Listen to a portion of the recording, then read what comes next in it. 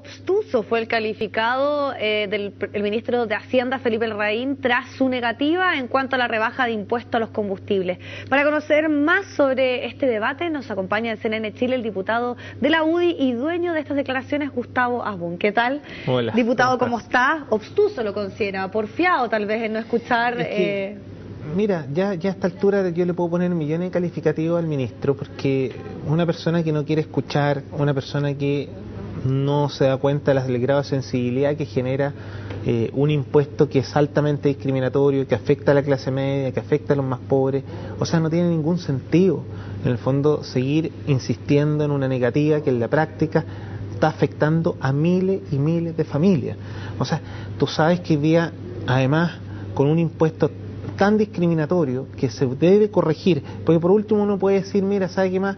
No estamos en condiciones de eliminarlo, no estamos en condiciones a lo mejor de rebajar, pero se puede hacer una redistribución perfectamente para decir, ¿sabe qué más? Vamos a hacer esto más justo.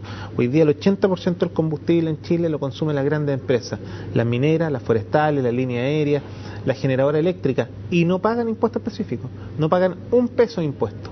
El 20% restante son los camiones que descuentan entre un 25 y un 40%, los buses interurbanos también descuentan impuestos, y a la larga esto termina redundando solamente en las personas y en especial a quienes son de clase media y a los más pobres, porque resulta que cuando alguien te dice con la excusa, no, es que este va a favorecer al 20% más rico, pero por favor, si hoy día tener un auto primero no es un lujo, y segundo, los propios economistas reconocen que cuando en el fondo ese 20% tiene tanta plata que en el fondo no le afecta mayormente esa rebaja de impuesto específico. Sin embargo, para una persona que gana 900.000 pesos, que consume 150.000 pesos promedio de benzina al mes, o pongámosle 120.000 pesos promedio al mes, significa que son 40.000 pesos mensuales, cerca del 5% de su sueldo, que se estaría ahorrando en un impuesto que es altamente injusto. Entonces nosotros decimos, ok, no quiere eliminarlo, no quiere rebajarlo, redistribuyamos. Pero que todos paguen 1,5 pesos por litro, por parejo, y vamos a recaudar los mismos 2.000 millones de dólares, pero con la diferencia que vamos a estar corrigiendo una injusticia que se viene de hace mucho tiempo. Pero usted responsabiliza directamente de esta negativa o la posibilidad de no avanzar en este tema al ministro de Hacienda, porque finalmente él representa la política del gobierno. O sea, usted está diciendo finalmente que todo el gobierno está siendo un poco tal vez obtuso o de no querer escuchar o está encaprichado con no avanzar en este tema y, por ejemplo, rebajar. Que este es un tema... Siempre son, porque esto de que haya sido obtuso no nace de una entrevista donde nos referíamos a la historia de los ministros de Hacienda. No olvidemos que Nicolás Aguirre en su minuto, en vez de bajar el impuesto, lo subió de 4 a 6 UTM. Andrés Velasco, después de una insistencia que fue la propia UDI la que más presionó para rebajar el impuesto específico, rebajó de 6 a 4 en forma transitoria, pero siempre había una negativa de todos los ministros de Hacienda. Parece que se sientan en el sillón del ministerio y claramente pierden todo tipo de sensibilidad y están más preocupados en el fondo de la macroeconomía que sobre resolver los problemas a la gente más pobre y a la gente humilde de este país. Yo siento que aquí el ministro va a tener que dar una señal clara, porque va a tener que sacar las lucas a alguna parte y va a tener que decirle al presidente, en el fondo en algún minuto, saque presidente, están los dineros en el fondo para hacer una rebaja, ya sea focalizada o una rebaja general, porque esto ya no va para nada más. Si claramente la gente dice que esto quieren un cambio, la gente está ahogada, no solo porque hoy día tenemos un IPC alto, resulta que también estamos con una inflación, para qué decir, han subido cerca de un 10-12% los precios de los alimentos. O sea, obviamente los más ricos, por mucho tú le sigas subiendo, al más rico no le va a afectar. Si aquí el alza le afecta a la gente media y a la gente pobre.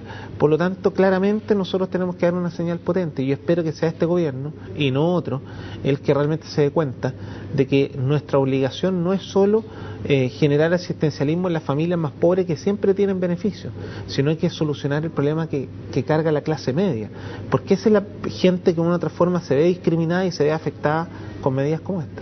Diputado, y su partido en algún momento planteó que esta podía ser la moneda de cambio, entre comillas, respecto a la reforma tributaria. Ya veíamos que esta semana hay alguna reticencia respecto al proyecto que va a enviar el Ejecutivo. Eventualmente, ¿pudiese existir una aprobación respecto a esto si es que hay conversaciones o avances? Porque en algún momento se planteó así. A ver, Primero, te voy a decir se condicionaba. que no hay reforma tributaria si no hay una rebaja en el impuesto específico. Así específico y claro. Así es fácil. ¿Y eso es un consenso a nivel de todos sus partidarios de la UDI? La gran mayoría de los diputados, de los 39, yo te diría que más de 25 diputados están de acuerdo que si es que el gobierno no pone dentro de la agenda de la reforma tributaria la rebaja del impuesto a los combustibles, nosotros estamos dispuestos a rechazarla. Sabemos que la concertación tampoco está de acuerdo, por lo tanto necesita los votos de la UDI, y la UDI ha sido muy clara. ¿Quiere una reforma tributaria? Tiene que venir en el fondo con una rebaja del impuesto específico. Nosotros hemos dicho que no porque seamos gobierno hoy día se nos va a olvidar lo que nosotros nos comprometimos en el pasado. Esta ha sido una bandera de lucha de la UDI por los últimos 10 años. Y hoy día nosotros vamos a insistir y esperamos que sea este gobierno y no otro, en el fondo, que dé esa señal.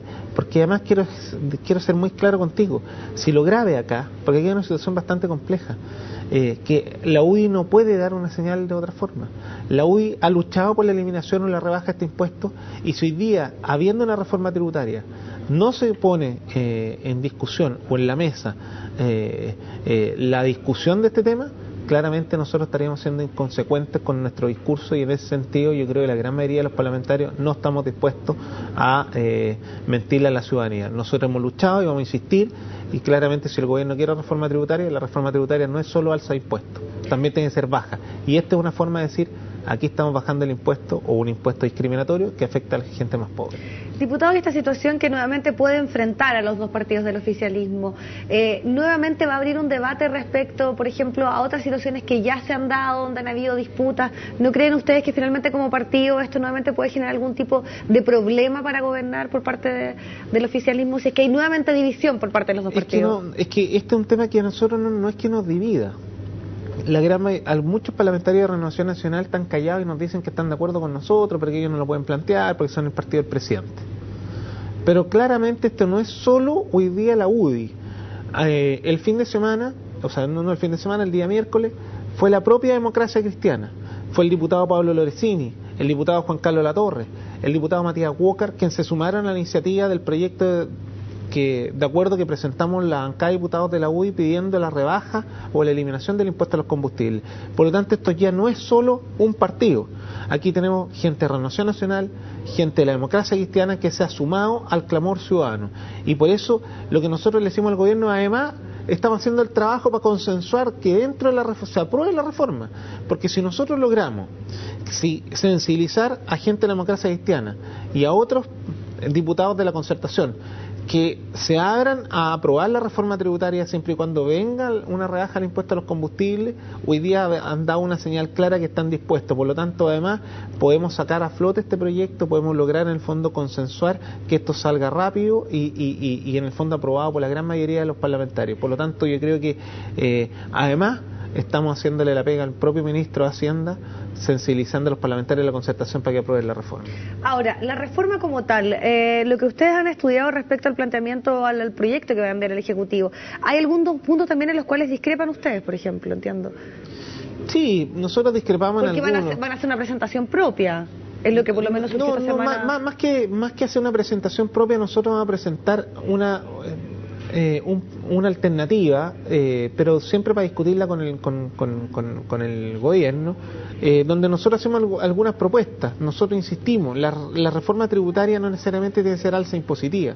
Yo creo que ya hay un consenso medio generalizado de que hay que subir del 17 al 20 en el fondo del impuesto a las empresas. O sea, yo creo que nadie en la UDI se está oponiendo a eso. En eso entonces habría acuerdo, en la posibilidad en general hay acuerdo en eso. Sí, lo que nosotros no estamos de acuerdo es que la reforma tributaria también pueden incluir una rebaja importante a la carga impositiva de las personas.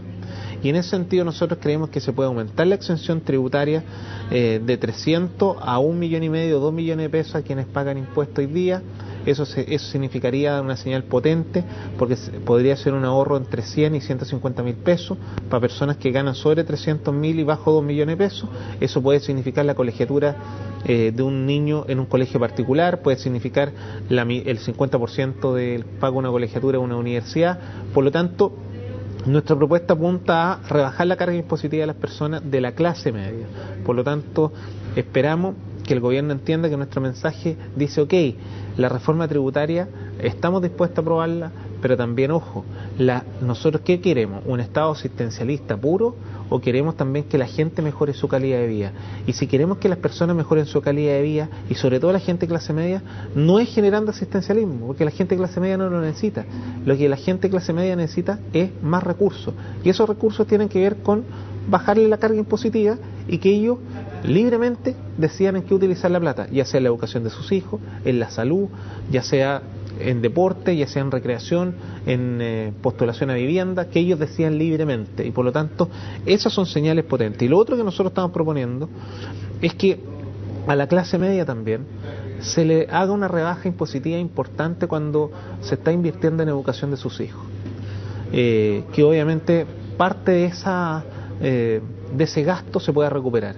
Y a través de la declaración de impuestos. Entonces, claro, finalmente lo que se pretende con este cambio es justamente que vaya a la educación, es el gran tema de fondo por lo cual se quiere hacer esta reforma. Pero nuestra propuesta también dice, ok, pero hay otras fórmulas que no necesariamente es a través del asistencialismo, que puede ser a lo mejor que se devuelva parte a través de una franquicia tributaria, en el fondo se le devuelve la inversión que están haciendo los propios padres, como se hace en Estados Unidos y en otros países, donde obviamente la educación es una inversión, pero además es un incentivo, porque se incentiva a la gente de clase media a invertir en educación, porque tienen franquicias tributarias posteriores que les significa una devolución importante de esos recursos. Perfecto, diputado. Queremos agradecerle muchísimo haber estado con nosotros y habernos entregado mayor información respecto a este tema, que sin duda va a seguir dando muchísimo que hablar. No, muchas gracias a ti, que esté bien. Bueno, y ustedes los invitamos a que continúe con las transmisiones de nuestro canal de CNN Chile.